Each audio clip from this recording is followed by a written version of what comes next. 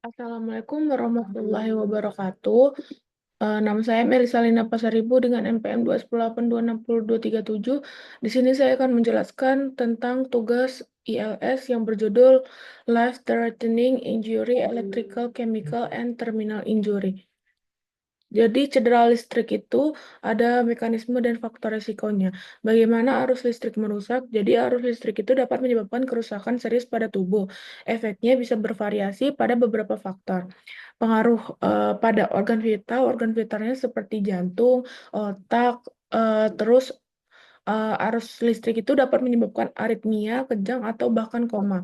Faktor-faktor seperti tegangan, arus, dan durasi paparan mempengaruhi tingkat keparahan cedera. Kecelakaan kerja sering terjadi akibat kontak dengan kabel tegangan tinggi.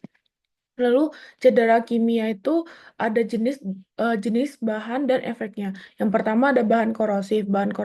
Korosif itu asam kuat dan basa kuat dapat menyebabkan cedera serius. Contohnya ada asam sulfat dan natrium hidroksida. Lalu mekanisme kerusakannya itu bahan kimia merusak jaringan melalui denaturasi protein dan saponifikasi lemak.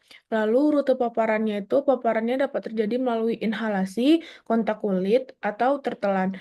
Pembersih lantai dan deterjen di rumah tangga mengandung bahan kimia berbahaya. Kecelakaan industri seringkali melibatkan tumpahan bahan kimia. Lalu ada cedera termal atau luka bakar dan hipotermia. Yang pertama ada luka bakar. Luka bakar diklasifikasikan berdasarkan derajat kerusakan jaringan. Penyebabnya meliputi api, air panas, dan radiasi. Lalu ada aturan Wallace. Aturan Wallace ini digunakan untuk memperkirakan persentase luas permukaan tubuh yang terbakar. Lalu yang ketiga ada hipotermia. Hipotermia adalah penurunan suhu tubuh di bawah normal. Paparan suhu dingin ekstrim menjadi faktor resiko. Kebakaran kompor di rumah dan hipotermia di gunung adalah contoh umum. Luka bakar dan hipotermia membutuhkan penanganan yang cepat. Kemudian penanganan pertama pada cedera listrik. Yang pertama ada amankan area. Matikan sumber listrik sebelum mendekati korban. Kedua, panggil bantuan. Hubungi 118 atau nomor darurat setempat secepatnya. Lalu periksa vital, pernapasan, dan denyut jantung korban.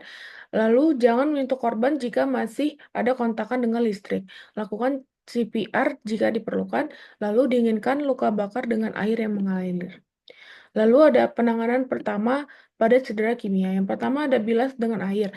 Bilas area yang terpapar selama minimal 20 menit dengan air mengalir.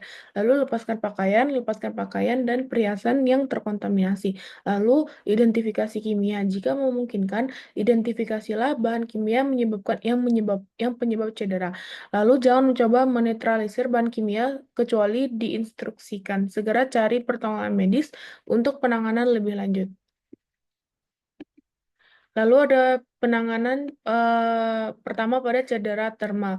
Yang pertama dia ada luka bakar, itu didinginkan luka bakar dengan air lalu tutup dengan perban steril. Yang kedua ada hipotermia, pindahkan korban ke tempat hangat dan ganti pakaian basah dengan pakaian kering. Ketiga, minuman hangat, berikan minuman hangat tidak beralkohol terhadap korban hipotermia. Lalu jangan berikan kompres panas pada korban hipotermia, panggil bantuan medis jika kondisi korban memburuk.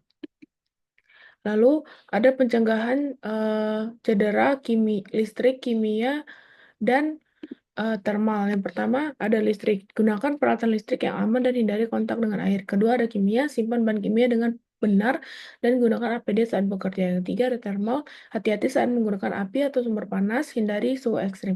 Edukasi dan pelatihan tentang keselamatan sangat penting. Inspeksi rutin peralatan listrik dan sistem keselamatan adalah kunci pencegahan. Ini adalah referensi yang saya gunakan. Sekian dari saya. Terima kasih. Wassalamualaikum warahmatullahi wabarakatuh.